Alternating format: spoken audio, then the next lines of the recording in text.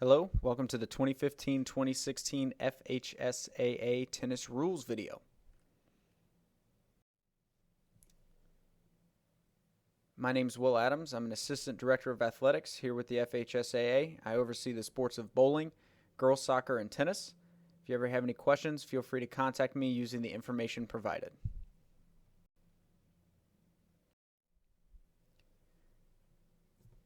Let's go over some important dates for this season. The first practice date will be January 11th, with preseason tournaments taking place January 25th through January 30th. The first regular season date is February 1st, and the last regular season date is March 26th. Entry lists are due on C2C March 21st by 5 p.m. District tournaments can take place anytime between March 28th and April 2nd. Regional matches will be Tuesday, April 5th and Thursday, April 7th. And our state finals will be back in Orlando this year from April 11th to April 15th. I'd like to go over some general rule updates. We're still using the USTA rules. A link can be found on the tennis page under the FAQ tab to this year's Friend at Court. We'll still be using the 5 singles and 2 doubles format all year. This year, I would like to announce that we'll begin a dual match format at the state tournament. The regional bracket's going to continue into the state finals with Region 1 playing Region 2, Region 3 playing Region 4, Region 5 playing Region 6, and Region 7 playing Region 8. Moving forward, that bracket will rotate so that those regions aren't meeting the same region every year when they make it to state. Those rotations can be found in the tennis manual, which will be posted on the tennis page or in the administrative procedures section of the FHSAA handbook. This year I was asked to cover our governance structure, how rules are changed in the sport of tennis, as well as an association.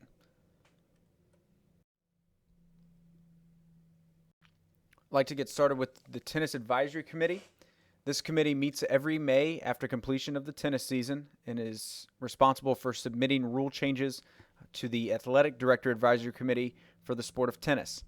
Your representative can be found by visiting the tennis page of FHSAA.org and clicking on the Advisory Committee tab. There's one boys representative and one girls representative from each section, as well as a member of the FHSAA.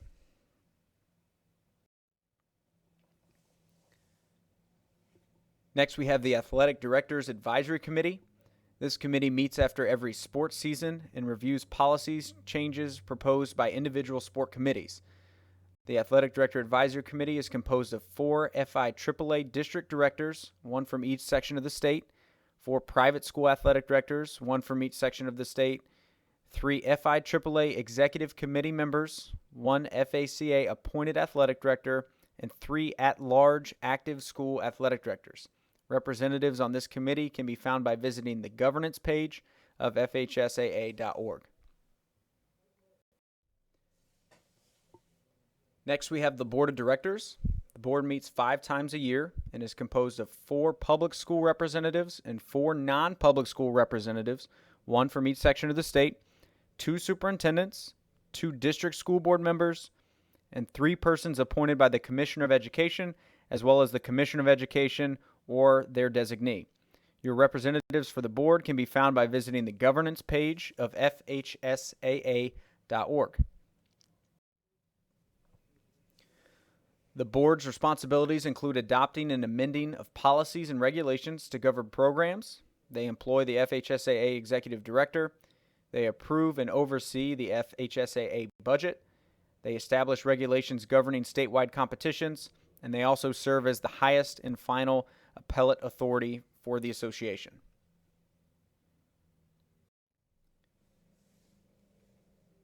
Lastly, we have the Representative Assembly.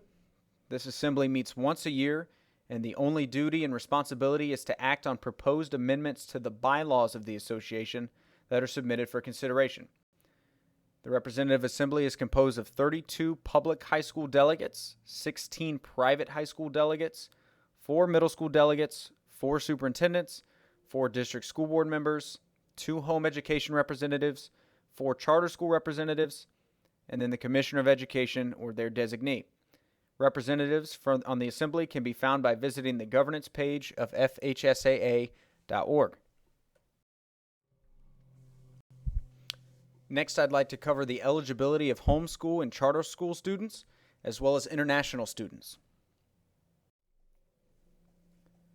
To begin, we'll start with Policy 36 and the GA4 form.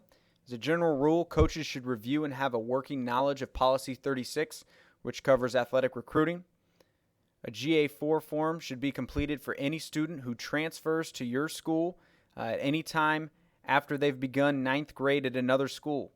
This is the case whether the transfer occurs during the school year or if they make the move to your school over the summer.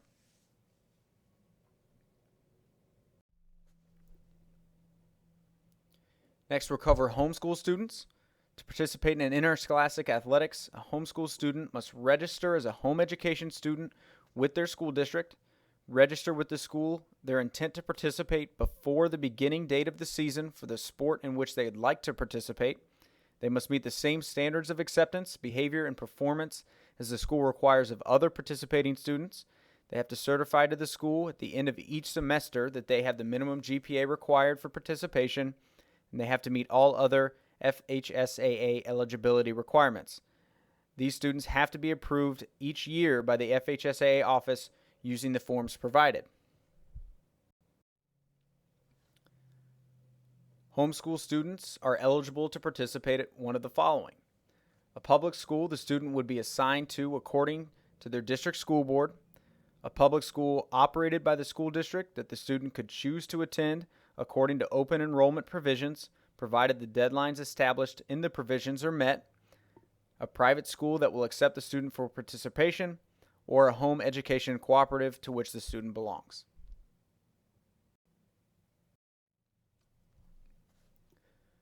Charter school students are eligible to participate in interscholastic athletics as long as they meet the following requirements. They have to meet the requirements of the charter school education program as determined by the charter school's governing board. They have to meet the minimum GPA standards that are required of all students. They have to meet the same residency requirements as other students in the school at which they participate. They have to meet the same standards of acceptance, behavior, and performance that are required of other students in interscholastic athletics. They must register with the school their intent to participate before the beginning date of the sports season, and they have to meet all other FHSAA eligibility requirements.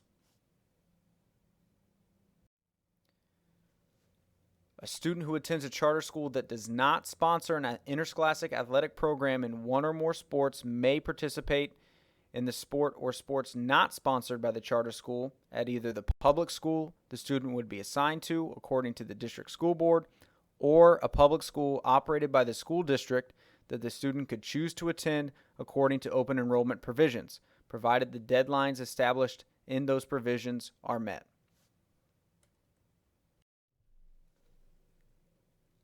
Lastly, I'd like to cover international students. There are two different types of youth exchange students, F1 academic students and J1 youth exchange students. Both types of exchange students must be registered with the association using the EL4 form. Other documents such as proof of age, U.S. Customs documents, original language transcripts, and translated transcripts may also be required. Thank you for watching. I hope you found the video to be informative. If you have any further questions regarding tennis rules or procedures, please feel free to contact me. If you have any further questions or need more information regarding the eligibility of students, please feel free to email our eligibility department at eligibility@fhsaa.org. Thank you again for watching, and good luck this season.